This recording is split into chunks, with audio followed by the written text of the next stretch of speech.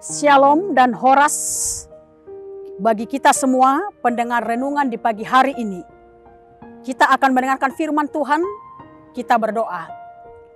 Allah Bapa di surga yang kami sembah dalam nama anak-Mu Tuhan Yesus Kristus, Juru Selamat kami yang hidup. Bersyukur di pagi hari ini karena Tuhan masih memberikan napas kehidupan buat kami, sehingga kami dapat mempersiapkan diri kami untuk melakukan segala aktivitas kami hari ini. Sebelumnya Tuhan, kami hendak mendengarkan firman-Mu.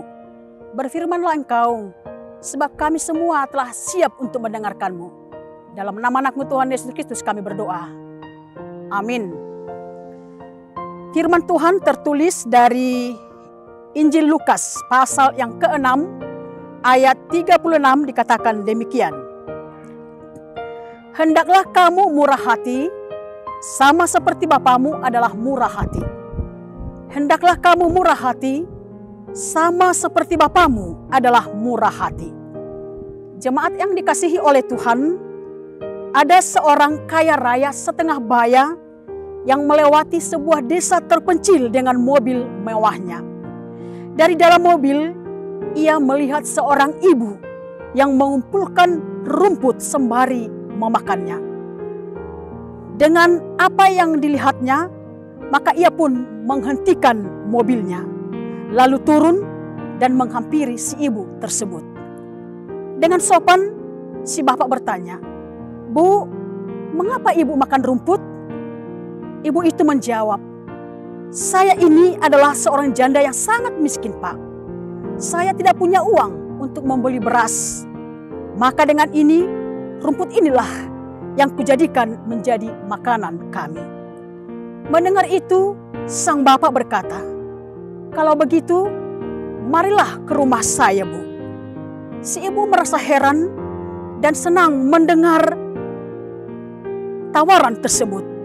Namun ia pun segera mengingat anak-anaknya. Maka katanya, "Tapi Pak, saya mempunyai 3 orang anak. Bagaimana dengan mereka?" Mendengar perkataan si ibu itu, si bapak berkata, "Sudahlah, tidak apa-apa. Ibu bawa saja semua anak-anak itu sekalian." Lalu si ibu pergi memanggil anak-anaknya, lalu diajaknya naik ke mobil. Mobil pun berjalan menuju rumah si bapak yang kaya raya tersebut. Didorong rasa terima kasih yang bercampur rasa penasarannya, maka dalam perjalanan si ibu berkata, "Saya mengucapkan banyak terima kasih kepada Bapak. Baik sekali Bapak kepada kami." Dengan nada yang datar, bapak itu menjawab, "Ah, enggak apa-apa, Bu. Biasa saja. Kebetulan rumput di depan rumah saya sudah panjang-panjang," kata si bapak. Di awal cerita, sepertinya si bapak adalah seorang yang murah hati. Tapi di akhir cerita, barulah diketahui bahwa ia adalah seorang yang tega memanfaatkan orang yang susah untuk kepentingan dirinya sendiri. Cerita itu adalah sebuah kisah, tetapi bukanlah cerita itu juga mencerminkan perlakuan sebagian orang terhadap kaum lemah dan papa. Sepertinya bermurah hati, tapi sebenarnya bertega hati. Terdengar bermulut manis, tetapi sesungguhnya berhati pahit. Berpura-pura menolong, tetapi niatnya menodong. Ibu bapak yang saya kasihi, dunia ini sudah jenuh dengan orang-orang yang tega hati dan hanya memikirkan kepentingan dirinya sendiri. Dunia ini membutuhkan orang-orang murah hati yang mau memikirkan kesusahan orang lain dan bersedia membantu dengan tulus ikhlas.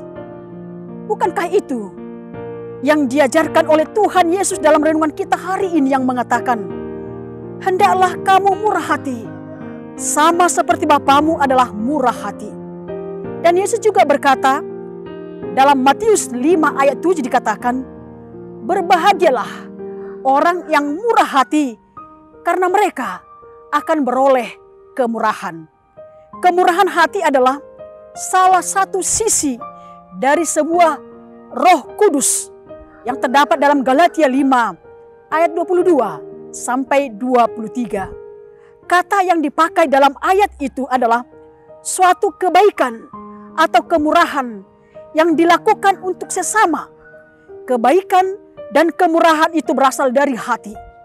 Itu sangat berguna dan sangat berfaedah bagi kehidupan kita. Dengan demikian, kemurahan hati membuat seseorang memiliki hati yang ikhlas untuk memberi dengan cara yang bermanfaat bagi orang lain. Marilah kita belajar dari Tuhan kita tentang kemurahan hati yang menyatakan bahwa kemurahan hati Allah sampai ke langit dan kemurahannya itu memenuhi bumi. Kemurahan hati Allah nyata dalam karya penciptaannya, penebusannya, dan pemeliharaannya. Ia senantiasa memberikan yang terbaik untuk kita karena Ia adalah Allah yang murah hati. Jadi kita sebagai anak-anaknya sudah sepantasnya kita menyatakan hidup yang murah hati.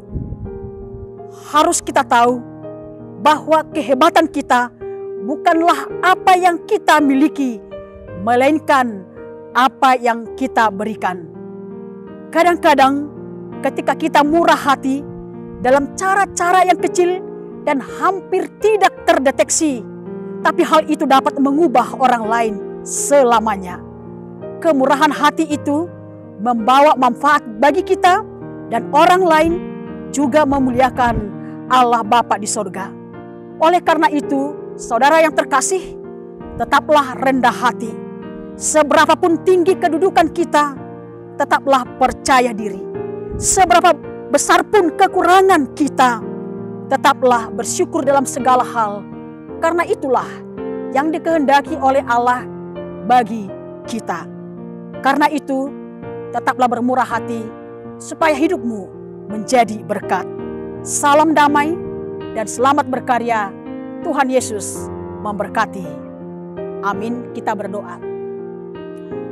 Allah Bapa di sorga yang kami sembah dalam nama anak-Mu Tuhan Yesus Kristus, kami bersyukur dan berterima kasih atas berkat-Mu hari ini, di mana kami telah mendengarkan firman-Mu yang mengingatkan kami supaya kami bermurah hati seperti Engkau yang telah bermurah hati kepada kami.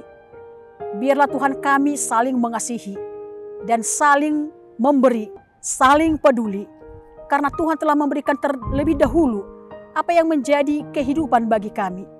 Oleh karena itu Tuhan, ajarlah kami dan pimpinlah kami supaya kami hidup selalu bergandengan tangan, saling mengasihi dan saling memberikan yang terbaik dalam kehidupan kami.